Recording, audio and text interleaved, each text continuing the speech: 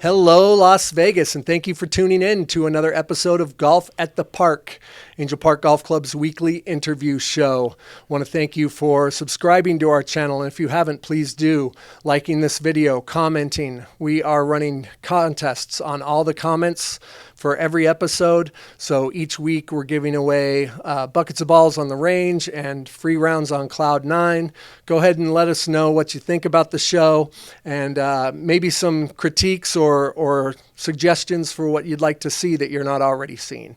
We'd really appreciate that. On that note, I'd like to welcome Greg Gammon to the show.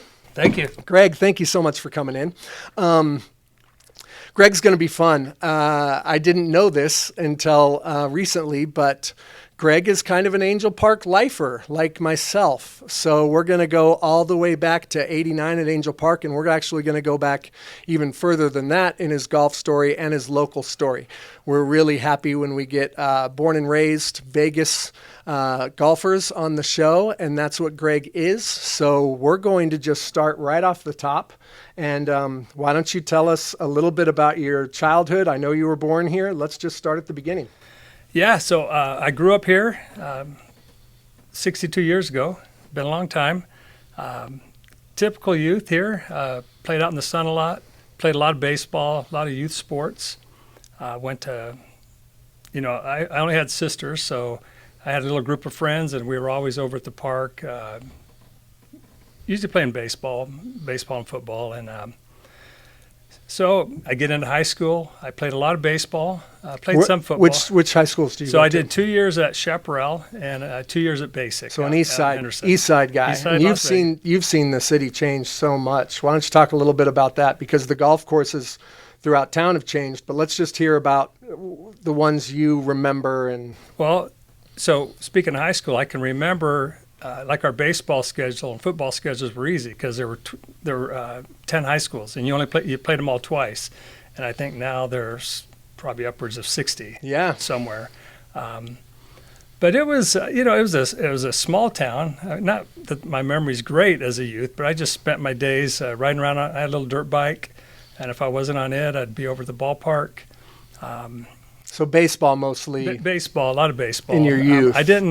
I'd never played golf. I knew golf was there, but it seemed like in high school, I always had an interest in it, but I just never really played it. Right. And it always coincided with baseball season, so it didn't win out. So what happens after high school?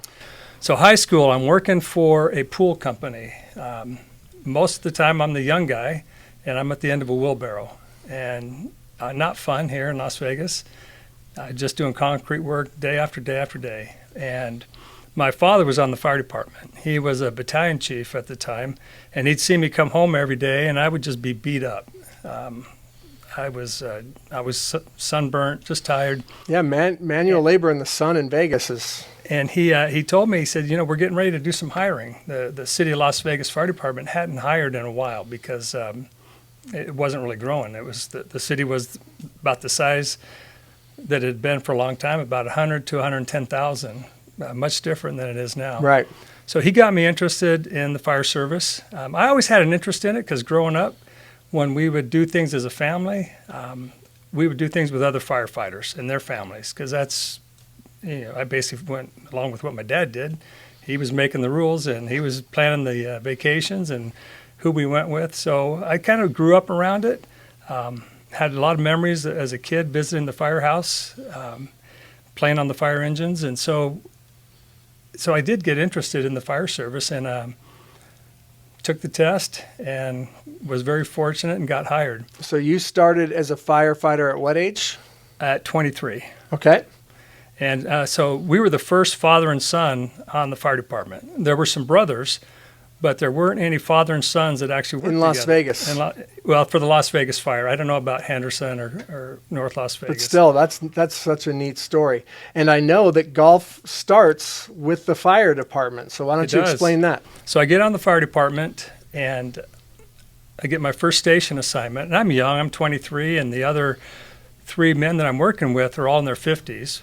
and they all golfed. And so I kind of wanted to fit in, so I started to get an interest in golf. My dad had an old set of golf clubs. They were a terrible set, and he never used them. It was just a set that we had out in the garage. So I started getting an interest. And so as a rookie firefighter, you don't pick what you watch on TV. You watch what's on in the house, what right. they're watching. And so if we were working on a weekend, they would watch golf. So I'd start watching golf, and along with basically whatever I watched my first few years, whatever they had on TV. Well, this will be fun just to cut in. So those tournaments, who were you following? Who was playing well in those years? Oh, it was Jack. It was Tom Watson. Yep. They were the two big ones. Yeah. You didn't see it on TV like you do now without the Golf Channel and just so much exposure. So my interest started to come. Some of the firefighters would have like some old Golf Digest magazines, and so I'd start looking through, and they would have the section on lessons.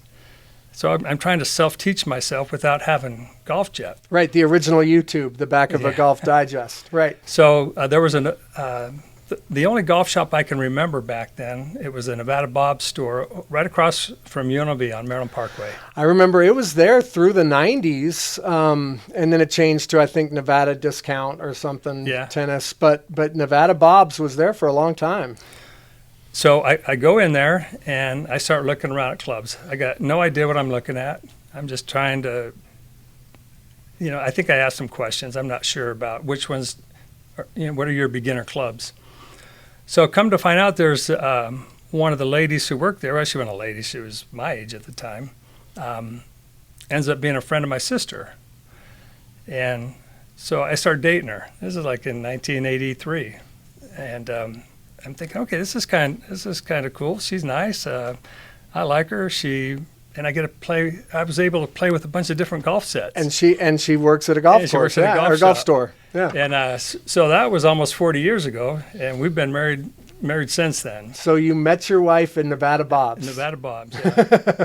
And so then come to find out, she's friends with my sister, and I come home one day and she's at my house, and my wife doesn't golf, but the beauty of it is she can't ever get on me about golfing. I think one time.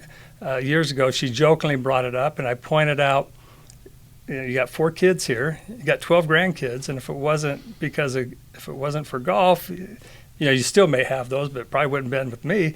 But she never gets on me about golf. What a great golf story that your family was built on that initial, on golf. So you get to play with a bunch of different sets. How long does it take you to figure out what you like?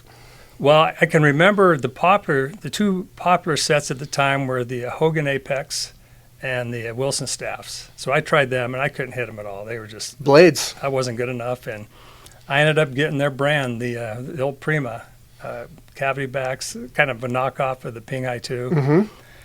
And so those early days of the fire department, they would have monthly golf tournaments, and so I started signing up for them. If I was off, I'd go play in these golf tournaments, and they were a lot of fun. So this is early to mid 80s. Yeah. Tell me about some of the golf courses in town you played on that circuit, because I'm guessing some of them aren't even around anymore. No, we played a lot at the Tropicana golf which course. is where the MGM Hotel is now.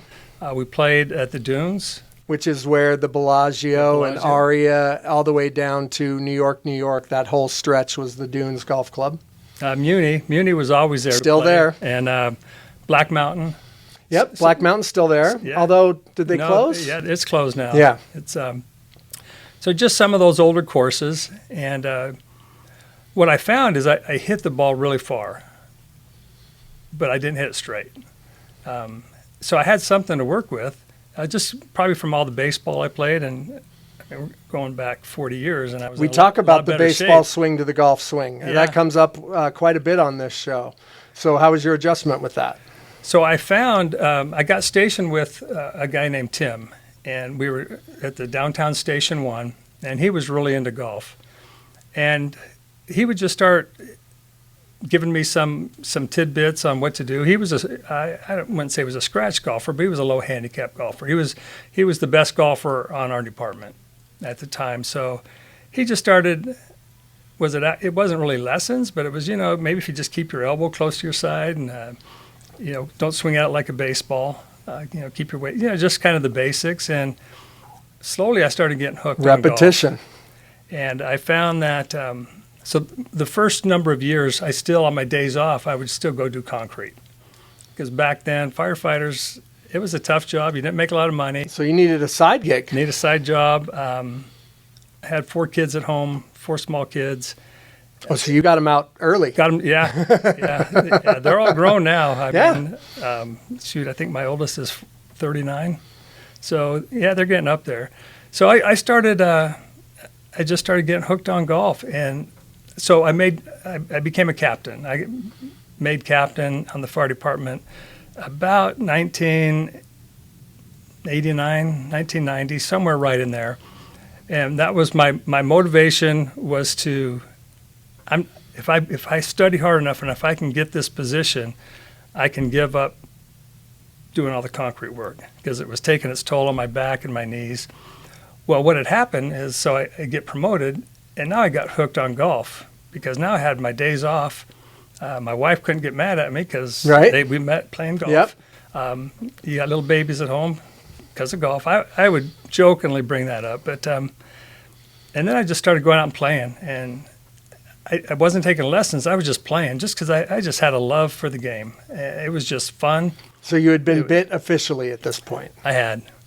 And I was still, and she was no longer working at Nevada Bob, so now I'm stuck with my set of the Prima irons, and it just took off from there. And then, so about 1989, when Angel Park opened, it was on BLM property, but it was, I think, being managed by the city of Las Vegas.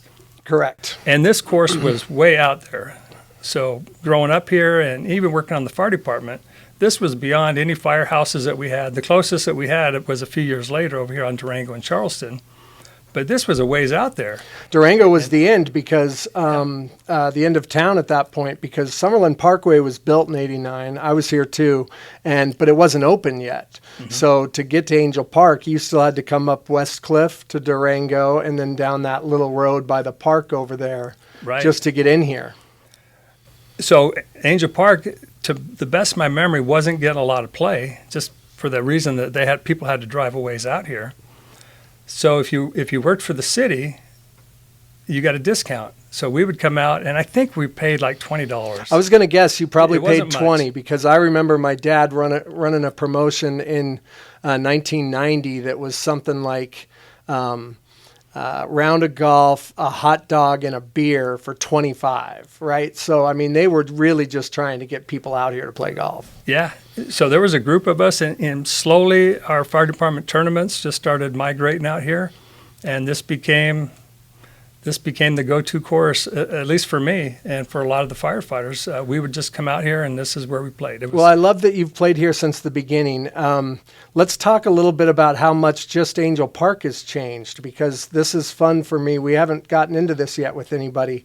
The Palm Course especially, over the first 4 or 5 years, dramatically changed from what it originally was. So why don't you tell us a little bit about your memories of the Palm Course when it started? Well, the best I can remember, the par 3 course wasn't there. Correct. Holes 1 and 2 were far different than what they are now, because they went in, if I remember right, they went into where the par 3 course is. Holes 1 and 2 of the Palm are where Cloud 9 is now, and it was a par 4 and a par 5 that looped back around, and hole number 3 is what hole number 1 is now. So hole 1 and 2 just used to be 3 and 4. There were 2 holes before it. Mm-hmm. And hole 13 had the 2 lakes on it. Yeah, so the now it's 13, but back then I think it was 14 because, again, there's a lot of different changes. But that par 4 that runs along Summerlin Parkway east had 2 big lakes and fairways on both sides of them. So you had to make a decision if you were going to hit to the left and then go over the lake, or if you were going to try to drive the lake on the first hole. And now they've changed it to where only that left fairway is left, and all of that is desertscape now to the right. Really, the only thing that's left that is a reminder for me is when you play 15, the par 4, and then you still have the tee box, the old tee box mounds in the middle of the fairway. Yeah, you see those mounds down there. When it was a par 3. Yeah, originally 15 was a par 3. And then the tee box on 18, if you look off to the side, you can see where the old tee box used to be down in that little barranca, and you'd have to hit your shot right up that little canyon. So over where the front tees are on 17 now, 17 didn't exist at that time. It wasn't a par 3. It was 8. That whole stretch was 18, and you had to drive that long canyon, and it was a par 5. 18, the original par 18. 5. The green and the green was set off to the left. Okay. We've done a lot of construction. Yeah, kind of out towards Rampart. Yeah, correct. Close to Rampart. Yeah. I think, if I remember right, they had to move that in to put Rampart in. That's right. They had to bring the green in. So a lot of changes. I don't remember too many changes with the mountain course. I don't think it's changed Mountain much. course has stayed the same construction-wise, but what they used to do is they went back and forth in the early 90s to which 9 was the front 9. There were a couple different years where hole number 10 now was hole number 1. And it's better for the first shot because the hole number 10 is such a pretty hole, but the problem is it's slower for play because people hit it out into the desert, and it's a hard hole to have as your first hole. Yeah, so that's what that change was, which is really fun. So you've been playing here for so long. I don't know if you knew this about me, but I probably cleaned your clubs. I almost certainly did. From 89 to 93. That was my job down in the cart barn. So that's fun. Well, there was about 7 or 8 years ago, there was a young man who worked here. You might remember him, Vince Johnson. Sure. So Vince, he knew I was on the fire department. At the time, I was the fire chief for City of Las Vegas. I think Vince is a fireman now, right? He is. Yeah. So did you talk him into going that route? I think, well, he had an interest. So every time I would come, he would always have questions for me.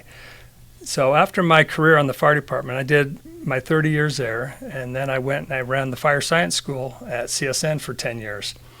And I gave Vince an open invitation. Anytime you want to come by, I'll answer questions, do some interviews with you, and do what I can to help you, but it's up to you. I'm not going to force you. Right. And that young guy came to my office as often as he could. He was always, he was on the phone, Chief, can I come in and talk to you?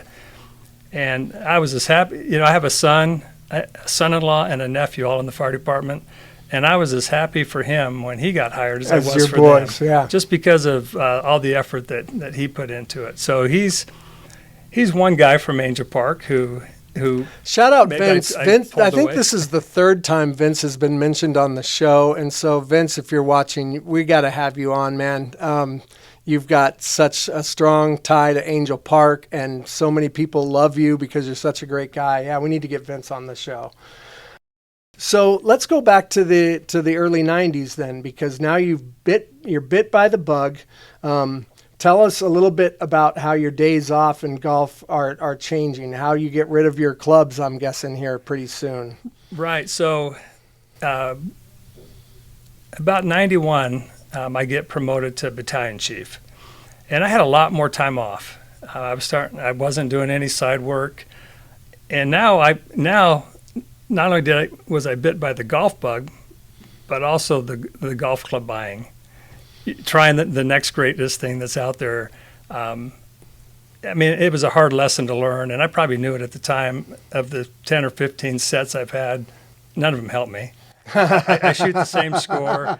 I can have good days and bad days with all of them. It all comes back to making good swings and making putts. And what were your favorite clubs back then? I know TaylorMade was a popular set. Callaway had just come out. Probably the Callaway Steelheads. Yep, and they were brand new. Yeah, with the Big Bertha, the original Big Berthas. That's right. I can remember the TaylorMade with the bubble shafts.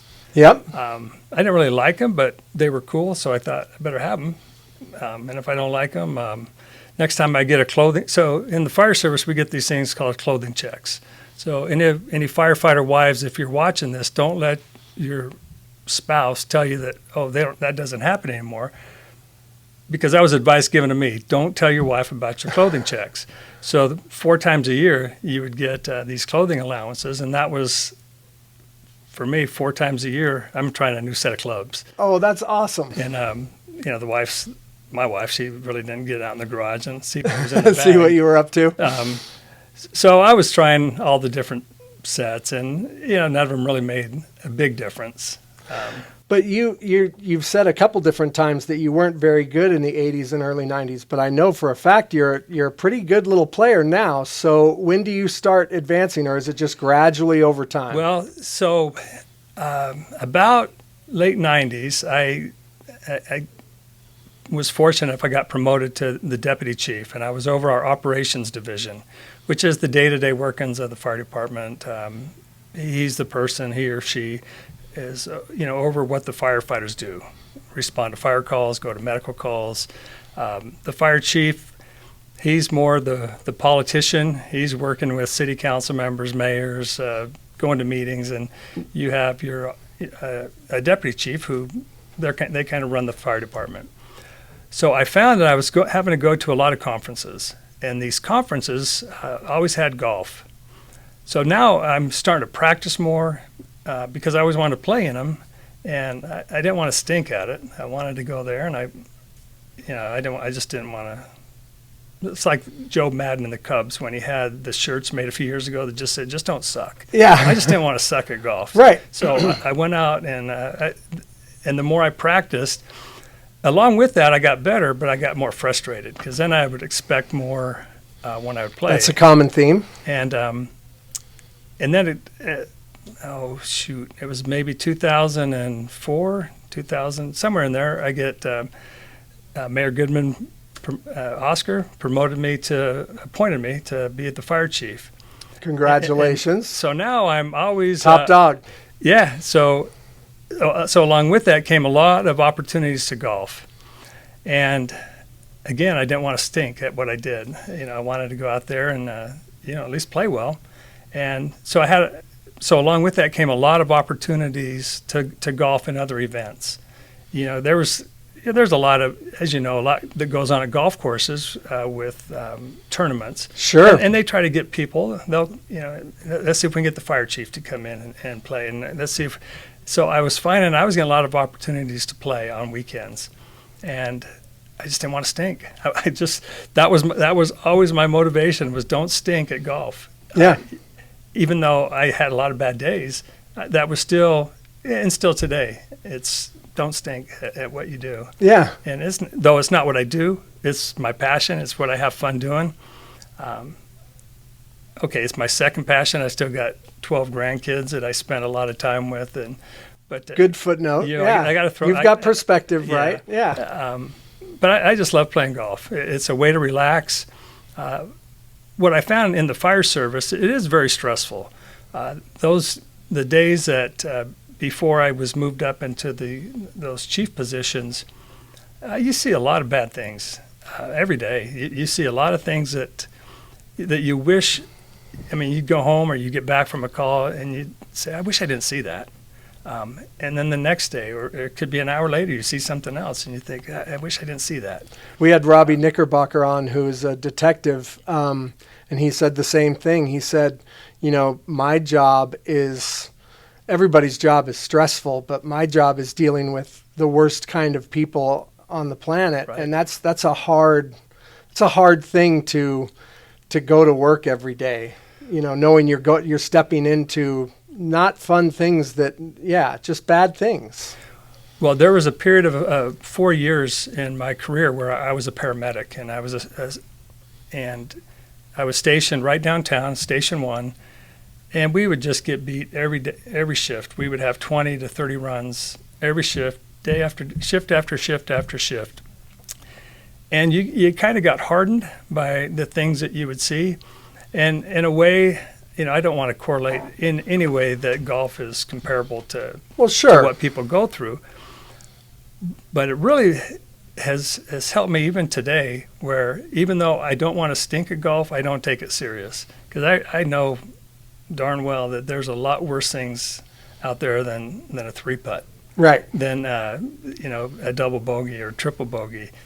So I don't ever get mad on the golf course. I think I keep it in pretty good perspective. Maybe just sounds like you've got great perspective of what over a 30-year career, you can't help but see things that you just hope you wish you didn't see it. Yeah. And a lot of things you forget about. I mean, I got really good, and I think a lot of firefighters do, of coming home in the morning and just blocking out what they just went through. Leaving it behind. I know. And so when I became in these different chief positions, one of the things that the fire service does well is they bring in all the spouses of the new firefighters. And because, you're like my wife, when I first got hired, and, I have a son on the fire department, a son-in-law, a nephew, their wives, you've been gone for 24 or 48 hours. They want to know how your shift went. Right. Well, there were days I came home and I don't want to tell you how it went. I don't want to talk about some of the things. And I can remember times where my wife would say, well, wasn't that your unit on the news for this wreck or for this, this type of trauma? And it was, yeah. And they'd want to talk about it, and you don't. Right. And that's one of the things that the fire service has gotten good at. And I know I'm digressing a little bit, but it brings you back into when you're golfing or just anything else. You have a pretty good perspective of this ain't that bad. Yeah, it's both a release and it's something that I think sometimes people bring up that golf helps them in other aspects of their life. Your job helps you in other aspects of your life because it really gives you a better perspective of what's important. Mm-hmm. Yeah, I think that's fascinating.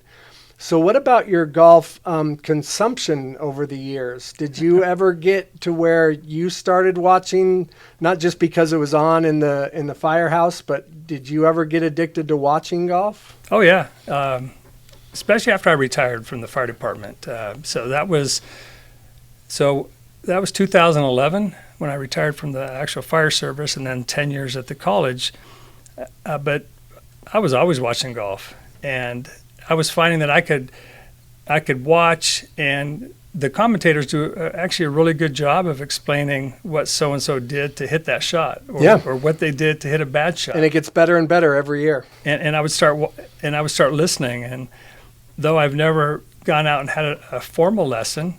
So never had a lesson? No. Wow. There's a lot of people I play with that would say, you should probably go take a lesson. You might do okay. But I still, have some good scores. I saw you make an eagle. I was just out filming content, and you play. Well, let's get into a little bit of that because you're a regular out here now. How many days a week would you guess you play Angel Park? Two, we three? play every Tuesday and Thursday, and a lot of Fridays. And then Sundays for the Heavenly Tour once a month, right? Yeah. Yeah. So a lot of golf. Yeah, I'm hooked. I admit it. I'm hooked on it. It's great. But back to, I was out shooting content, and I was shooting Ben, and you were playing with Ben, and you were on a par 5, and I was going to try to get Ben either with an eagle putt or a birdie, and as I'm recording him, I'm also recording you, and you just hit 3 perfect shots. I mean, it was an easy eagle. It's rare that you see somebody make an eagle that easily that is a, for lack of a better term, a novice golfer. And I'm glad that you were there to capture it, because there might be some people that might say, nah, that didn't was just believe like that happened. A little tap-in eagle, yeah. That was fun. But, and then I don't know, maybe 10 years ago, I shot my first round in the 60s. It was a 69, and it was out here. And I didn't think that I could get bit worse than I was. And we were playing, it was on the Palm course, on the blue tees, shot a 69, and then it was like, okay, I thought I was consumed. Now I'm consumed. I didn't know what that next level of being consumed was. Yeah, that's kind of the highest level for most novices. Is once you can start hitting in the 60s. I mean, scoring in the 60s is you're in the top 2% of golfers now. Well, then as a side note, I haven't done it since. I've had a lot of low 70s, but only that one time in the 60s. What's your handicap ballpark? About 6.5. Okay. And do you find yourself do you set goals at trying to lower that, or? Not really. Yeah. I play so much, I think, that it's kind of locked in. This is when I don't, on my days off, that's usually spent with the grandkids doing something with with having 12 of them, and a lot of them, 6 boys, 6 girls, are in those age ranges where they're playing Little League baseball, Pop Warner football, soccer, dance. There's always, with that many, there's always something else to do. Yep. And there, a lot of times there's 2 or 3 of them have events at the same time. So if my daughter or my sons call me and say, well, can you take... You're bouncing. Yeah. And it's, well, the first thing they'll ask, Dad, are you golfing? No. Okay. Can you take Troy to this game? Or can you take, just some of the different grandkids to... Do any of your kids or your grandkids play golf? They don't. 2 of my grandkids, I got a couple of junior sets that I just picked up at one of the Goodwill stores. And I take them out. They love going out and hitting the ball, but they're not serious about it. Let's talk about what your set is now. What have you kind of settled on this last year or a few years? The set I've got now is probably the longest set I've had. They're the Srixon ZXs. Mm-hmm. And, like I said. Happy with them? I have learned a new set of irons isn't going to help. Yeah. I hit the irons fairly well. My driver's by far my strongest club, just because for whatever reason I hit it straight. Not as far as when I was young, but at least I was going to say, you said when you were young you hit it far, but not straight. Now straight. You've kind of flipped. Yeah, I've learned how to straighten that out. Not a great putter. Some mornings I'll get up and I'll have 4 or 5 putters in my garage, and I'll try. Okay, which one can I hit the little X on the? You have a little carpet. So what are you swapping between? A Scotty Cameron Phantom X 11.5 and the Odyssey Rossi. Nice. And the Rossi just made it in the bag last week. Oh yeah. The Phantom might be back next week. It's just and I don't putt really any better with either one. It's just some days I putt well, some days I don't. Are you competitive with only yourself, or have you found guys now that you're competitive against? A lot of the guys I play with are the same group. They would probably say that I don't seem competitive. It might be an internal thing. I don't ever let it show outside. I don't throw clubs. I don't cuss. I don't get angry. I might get mad at myself, but it's not outwardly. Right. But at the same time, you've got your eye on them, and you want to. It'll eat me up inside, but. One of the things I learned about golf, and I don't remember who said it, but you have to have a short memory. As soon as that comes up quite a bit on this show too. As that hole's over, you got to move on and forget about what you've done. Yeah, that's so fun. Greg, I think we've covered everything in the first segment of the show, so thank you for that. Thank you. And that's going to bring us to our second segment, and that's our Par 5, where we ask the same 5 questions to every guest and come up with different answers. That's fun. So, Greg, are you ready? I'm ready. All right. Question number 1. What's your favorite golf movie? It is hard not to say Caddyshack. Mm-hmm. I'm sure you hear that over and over. Especially at your age, no offense. Yeah, our age. I remember when it came out. Yeah. I can actually remember at old Winterwood Golf Course, in their little lounge, all they did was show Caddyshack over and over again. And that was back before you could just, if I want to watch it, go in there and hit a search and find it. But yeah, you were getting into golf right when it came out. Yeah, just the sheer laughs. Yep. Just the lines that over the years that you can memorize, and how you have different characters in the movie that you just. Yeah, are you a Ty Webb guy or a Carl Spackler guy? Well, Spackler, but I like Ted Knight. Yeah. Some of the lines that he said just cracked me up. Mm-hmm. I can remember going out and buying a Billy Brew putter just because of that. He had one. Yeah. And I think Ray Cook made him back then. The Billy Baru. Yeah, you would know better than me. That's great. I wish I still had it. I don't know what I did with it, but I had the Billy Baru. That's awesome. Question number 2. What's your favorite club in your bag and why? My driver. Just because every time I get on tee box, I feel pretty comfortable with it. I have an idea. Okay, if there's really one shot I'm going to hit straight on this hole, it's likely going to be this one. And it's nice to at least start every hole feeling confident, right? That's important. Yeah, and I've probably overspent time on the range hitting that. Maybe I should spend more time on some of the other areas. But I like the driver. I feel good with it, and that would be my go-to. It's a great answer. Well, I don't think I've ever asked this, but I'm curious, so maybe I'll start. What's your least favorite club in your bag? Oh, that would be my putter. Yeah, my putters. Putters. That's right. That's right. And yeah, self-explanatory. All right, question number 3, my favorite question of the 5. What's your dream foursome? So you get any 3 people, alive or dead. There's a lot of different ways you can go with that. Who would you play with, and where would you play? Bobby Jones. Bobby Jones. I don't think if we have, it's only been once. Jack Nicklaus. Yep. And Tiger Woods. But everyone has to use the equipment that Bobby Jones used. And playing at Augusta. We never have a bad answer, and we never have a repeat answer to this question. But you're taking 3 goats from 3 different generations, and you're giving them all the old hickories. Probably not that far back, but the oldest clubs. When Bobby Jones is shooting under par at Augusta with the equipment that he used, I would love to be there to watch how Jack or Tiger. How they would do with that type of equipment. And you'd have to assume that Jack would probably get adjusted a little faster than Tiger would, but you'd also assume that they'd all figure it out pretty quick. Yeah, that sounds great. I love that. Where would you play? St. Andrews. Yep. That's the one course on my bucket list that I want to go play someday. Are you gonna go? Are you gonna make it happen? It's in the plans. Good. I've played some of the great courses here in the States. Yeah, tell us a little bit about traveling in golf. Well, Pebble Beach, Spyglass, the Bandon Dunes trip. So the West Coast you've got covered, Yeah. There was he was an ex-PGA player named Jack Kay, and he had a short career, and he was from Canada.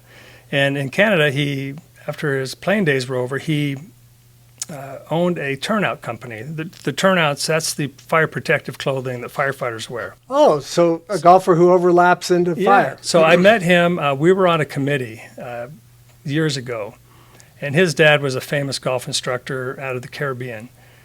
And so we would go on these quarterly conferences, and we'd always go play golf. And he still had his PGA membership. Yep.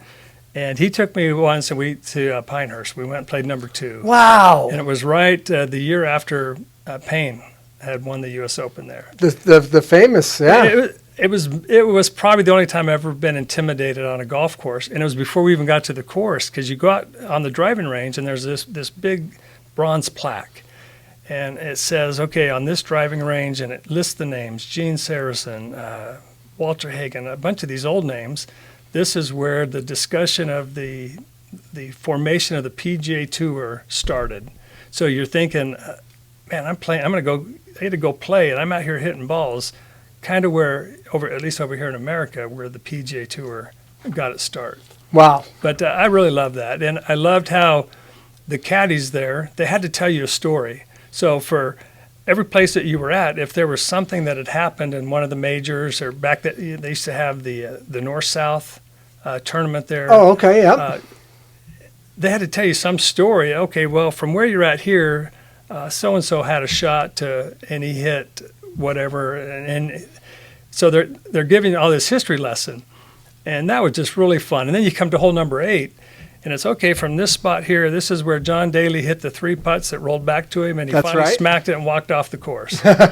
And then they take it to the back of a green, and I won't say his name, but they said, okay, right here, before there was camera, a lot of TV, and he was a very popular golfer.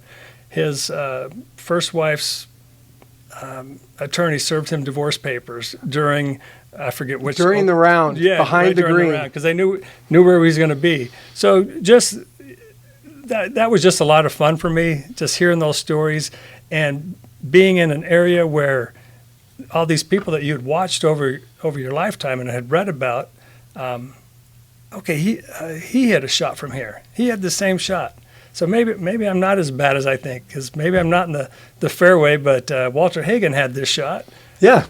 I might not have finished like Hagen, but at least I got the. So that was so much fun for me to have a caddy that part of their job was you got to share. And the caddy said, "No, this is to work here. This is what we have to do." The caddies at every high-end golf course are like that, and I think that's, this show is trying to tell golf stories, and we probably need to get more caddies on, because caddies always they're the encyclopedia of that golf course, right? And I think that's neat. So I'm so glad you shared some of those. Question number 4. I'm guessing it might not be alcohol related, but what's your aiming fluid on the golf course? What are you drinking just lots water. of water?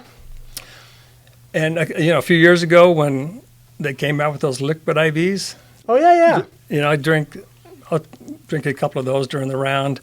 But I'm just a water drinker. So never a beer on the golf course? No, just water. I love that. Question number 5. I think this is going to be another fun one, because you're not someone who uses profanity.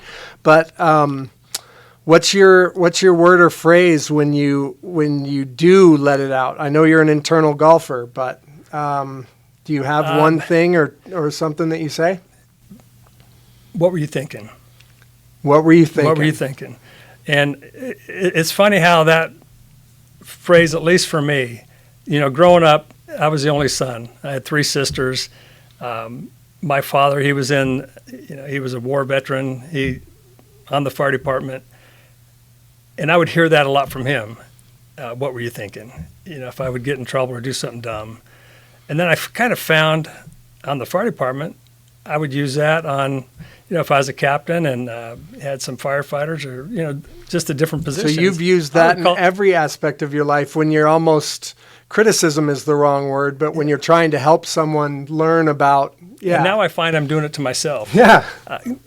Because I wasn't thinking. And I just say to myself, God, what were you thinking? You've had this shot before. You flubbed it for this reason. Don't do it again. I'll do it again, and I'll say to myself, "Gosh, what are you thinking? Get your head together. You're out here to have fun." I think that we can learn so much from you, Greg, and I think you're an inspiration to people who are young in the game on how your course can go in golf, and I think it's great. And I can't thank you enough for coming on. Thank you guys for watching. Every episode seems to be really neat in its own unique way. So we will see you next week, and until next time, hit 'em straight from your friends at Angel Park Golf Club. Cheers.